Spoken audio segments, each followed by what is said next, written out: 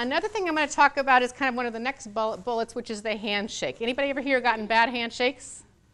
Yeah, bad handshakes. It's an ugly feeling. So a couple different things is we make judgments right away about how we want to work with somebody based on a handshake. So a couple different things is handshakes are gender neutral in the business world.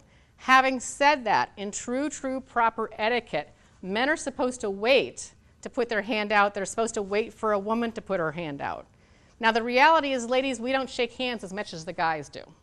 Guys shake hands all the time. Before the beer, after the beer. Before the game, at the end of the game. Before the PTA meeting, after the PTA meeting. It's not something that women do. We'll shake hands the very first time we meet each other. After that, we'll kind of just stand there. If we really get to be buddies, we hug. It's really complicated. It's really kind of weird. So in business, ladies, put your hand out. It's really important for you to put your hand out first.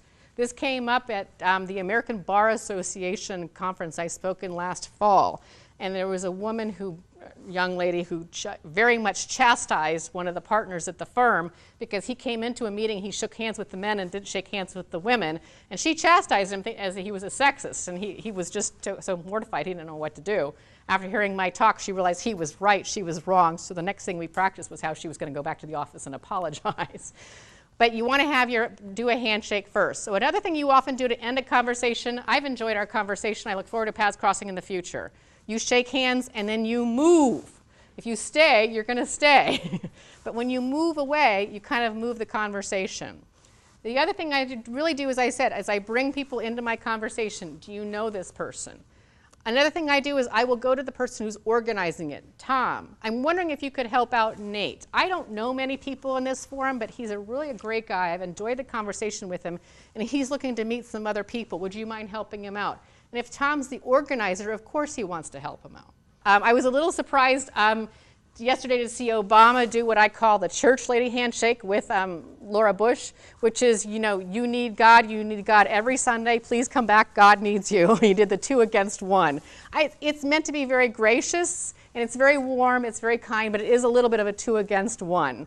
So, you kind of want to be a little bit mindful of that. The other one I think that's kind of humorous at times is the tall people, and they do the Bill Clinton handshake, which is, hi, how are you?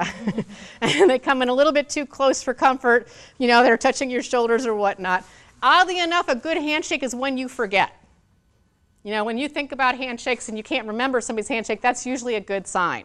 If it's too strong, too weak, I'll share with you that if you're not, I would encourage you at some point maybe to have a forum, and maybe even today, shake hands with some people, and have people give you feedback. No one probably ever knows if they have not a great handshake. I was coaching a woman one time, and she was looking for a job for $750,000. I said, close the door. She had an awful handshake.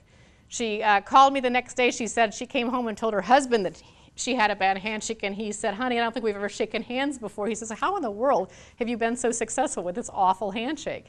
And she had never gotten feedback. I mean, think about all the people who were nice to her and didn't want to hurt her feelings, but were making her basically walk around saying, yeah, maybe I could do the job, but you're going to pay me $750,000.